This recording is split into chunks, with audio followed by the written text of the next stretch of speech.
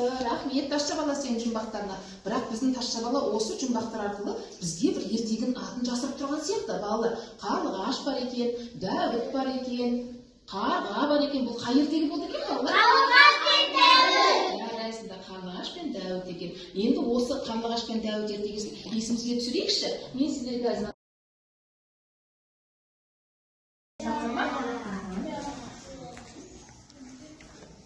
ертегіні тыңдаймыз.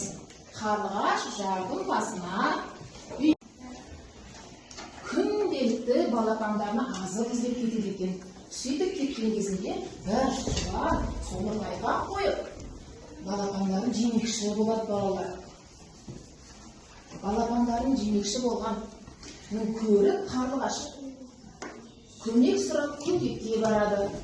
Көкек, маған қанатты қаққан балаланы анасы азық алып келгенде кеткенде шыдасыздана күтумен болады. Бұл күні қарлығаштың миында балапандар демекте ламымен сырғып бара жатады. Мұны көрген қарлығаш аспан мен кіші ағаш сөйлетте балаларына амалы іздейді. Көкекке көмек сұрайды.